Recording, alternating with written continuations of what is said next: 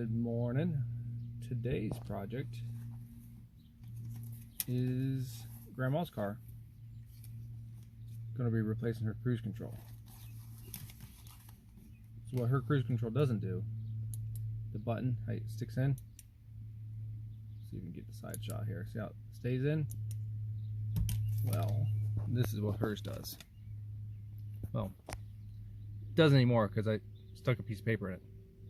I guess it helps if I look over there, huh? So I took a piece of paper, wadded it up, and wedged it in between the switch so it would stay down and stay on. I'll show you. Alright, so like I said, it's stuck down in the on position so it doesn't come off. I wedged a piece of paper on the back side of the switch.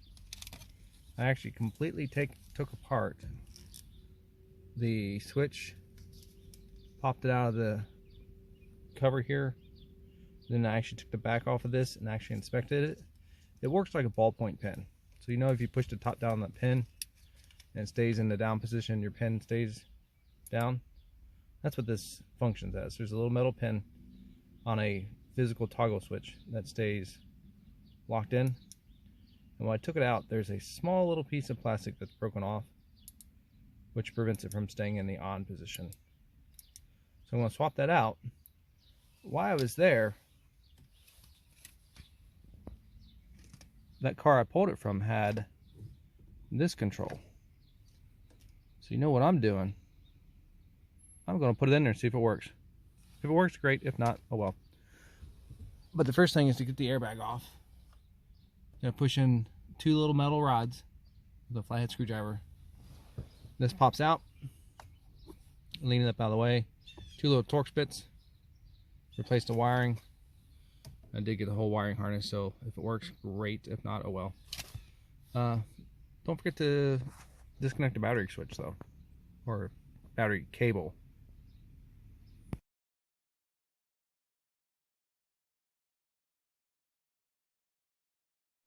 Alright, so all complete. Only took probably less than 10 minutes.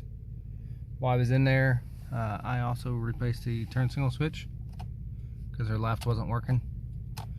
And that only required 3 7mm bolts. The bottom comes off, the top comes up. And the nice thing about this Pontiac G6, you can pop that down and pull the steering wheel all the way out. When you do that, you look at the top, get this turn signal switch. It's got one clamp, one push button there and there, and then 2 wires that pop out. Very simple with a little flathead screwdriver.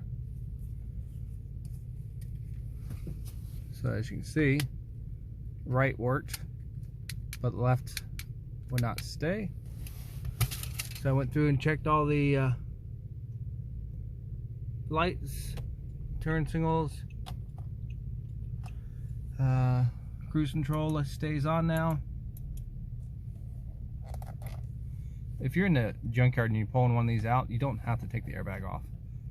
If you just grab it here and pull it back, you can get like a T15 Torx bit.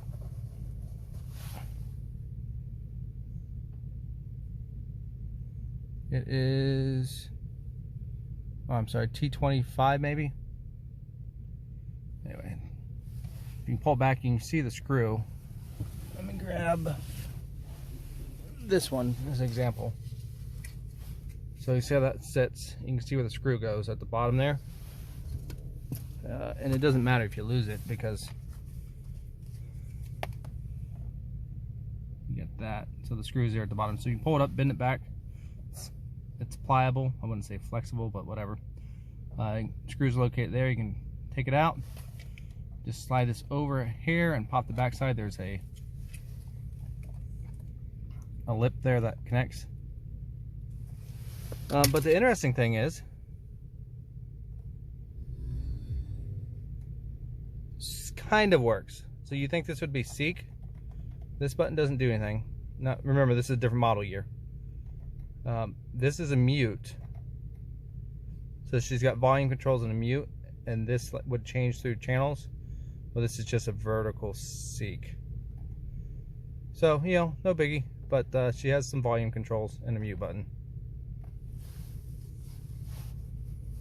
And that's the end of my turn signal switch and cruise control swap out. One thing I would say is when you go looking in the junkyard, there's going to be a couple different versions that has like a return function, and I think it's for the display. But on hers, her info return is over here on the radio. I think she leaves on fuel range. So other than that, you got any questions? You know where to leave them.